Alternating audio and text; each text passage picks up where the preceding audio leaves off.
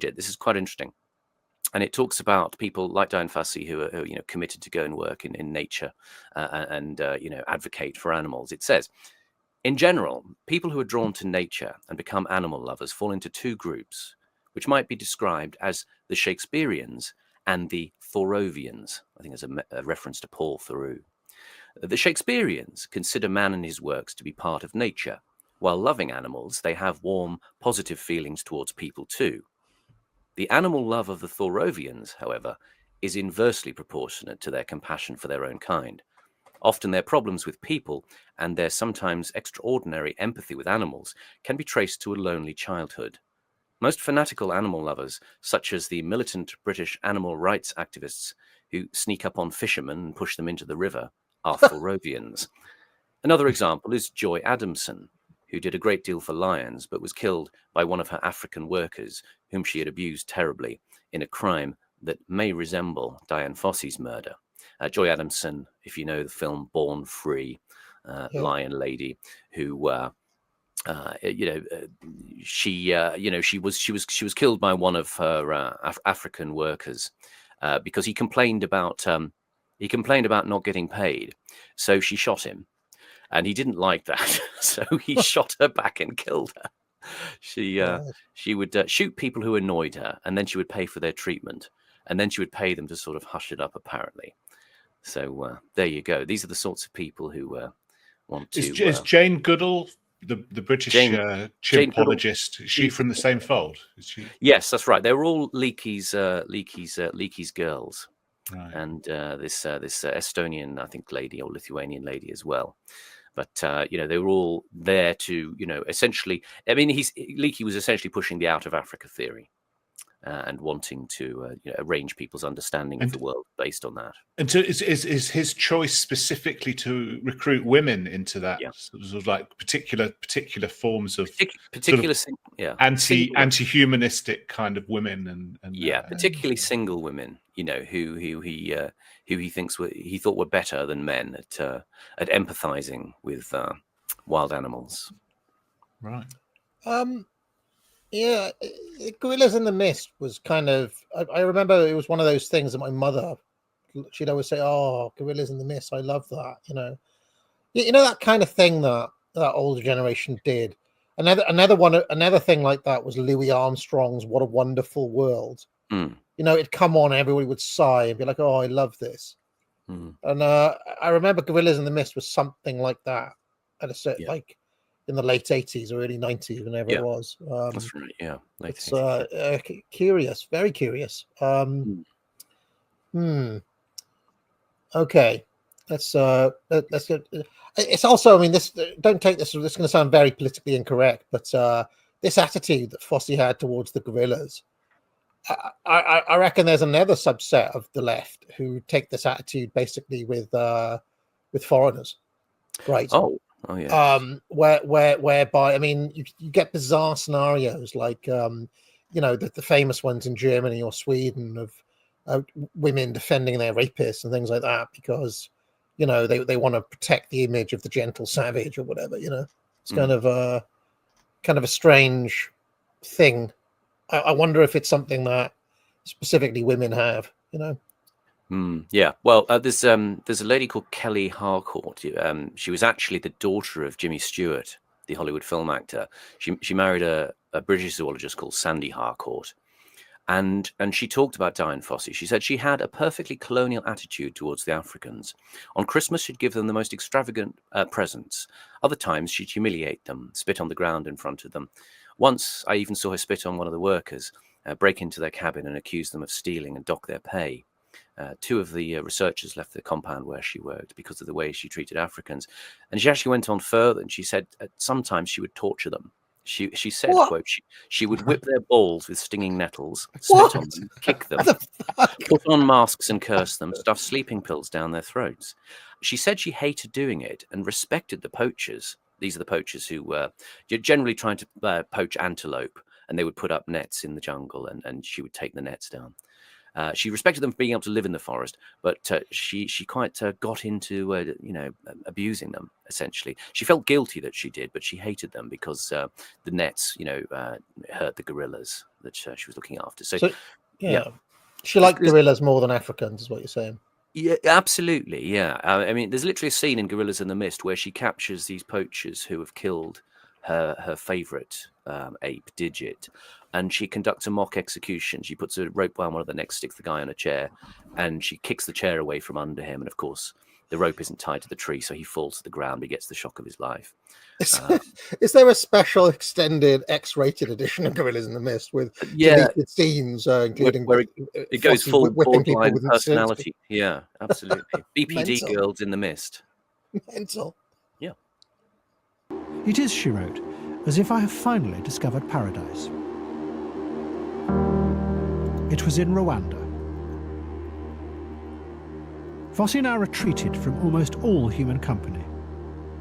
She spent all her time with the gorillas, and to get closer to them, she tried to behave like them. To make the gorilla feel more at ease, I imitated their feeding activities by making the same type of noise that they make when they obtain a leaf or a stalk. And since they've heard a sound like this all their lives, to hear it from a human couldn't help but pacify them in some ways. Fossey became obsessed by protecting the gorillas.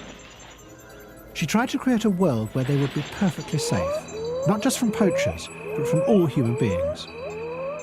She patrolled the forest, destroying the snares that the local people had set to catch small antelopes, because they might hurt the gorillas. And she began to terrorize the local people.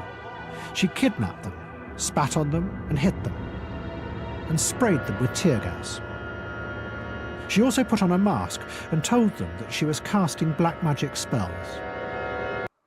You know what they say about letting women have political power? I mean, what the fuck is this? Yeah. Yeah, I wonder if this is what Ursula von der Leyen gets up in his spare time. Well, you do wonder the sort of icy-looking female sexual sadist here. I mean, there's the guy called Wayne Maguire who worked with her, and he said she was very lonely and vulnerable. It wasn't that she was a racist; she just disliked human beings. Mental, absolutely mental. Fossey would never have called the Africans animals, because she loved animals. But she was following the tradition of so many Westerners in Africa, maltreating Africans in the interests of a higher Western ideal. And the local people began to hate her.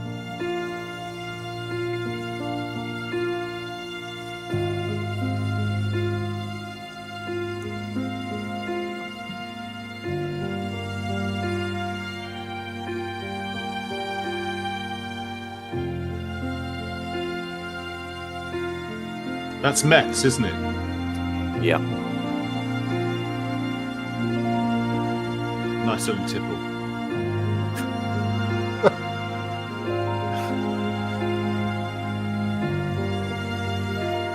In 1973, George Price decided to devote his life to helping the homeless of London. Is this real? Yeah, it looks it. It looks it. Yeah, it's tramps fighting. I love the guy who's getting into the fight, and he takes a drag of his cigarette during the middle of the fight. There, the guy in the overcoat, and then he catches fire, presumably. Well, you never know. But yeah, drinking the old purple spirit. Presumably, I mean, how much more expensive was booze than the meths? It must have. I don't know. And they put an awful chemical called pyridine into meths to make it taste foul, as well as the purple colouring. But it doesn't seem to put these guys off. I mean, there's the famous line in Withnell and I where he says, that's worse than meths. Even the wankers on the site don't drink that. But this is a thing certainly in the early 70s of this sort of chronic drunkenness, often among descendants of Irish labour who settled in London. After the 19th century, of people who were just quite broken. Well, one of the things I like about men of this generation was the extremely liberal and thick appliances of Brill cream they put in their hair. That extremely slicked back kind of.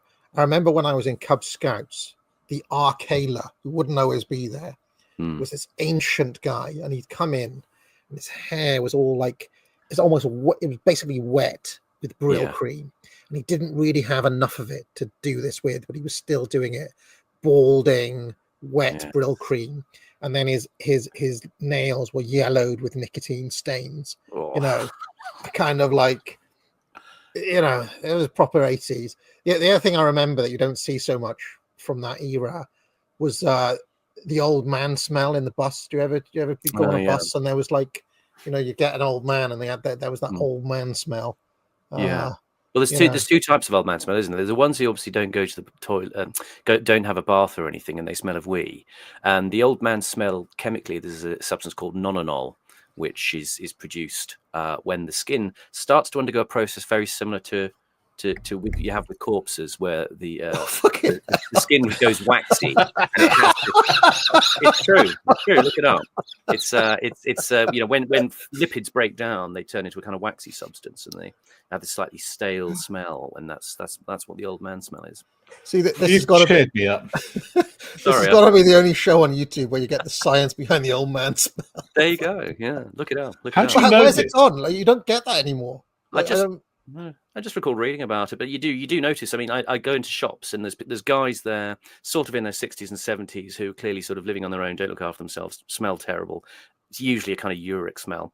Or if if it's a relatively clean old man, he does have that kind of almost like a baby smell in a way. It's sort of slightly aromatic, but not too offensive, but slightly waxy smell. That's the other place I'd encounter them.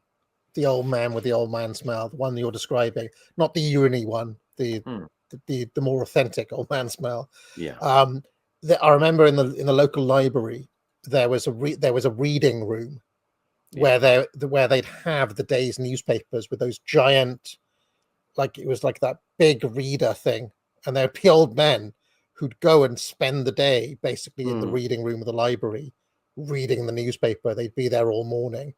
And then they'd get on the bus to go wherever they were going. I don't know what happened to all those guys. Like, I just, but what I'm saying is the next generation on, what were they do? Like, I guess they're all on cruises now, right? Yeah. They're not like that. The opulence might have changed. You mean that kind of like, if you didn't have to go on get on a bus and sit in the library all morning to keep warm. And it's like old people don't get old anymore. They become like crazy like cool gran, rather than like, proper old men or proper old women like we used to have in the old days. Anyway, live your best life and all that. I mean, there's also, I would say to Ben, there's also that remnant in the older generation who around in the 70s of the older people who remember a time when, especially working class people, would dedicate a lot of their evening time to self-improvement.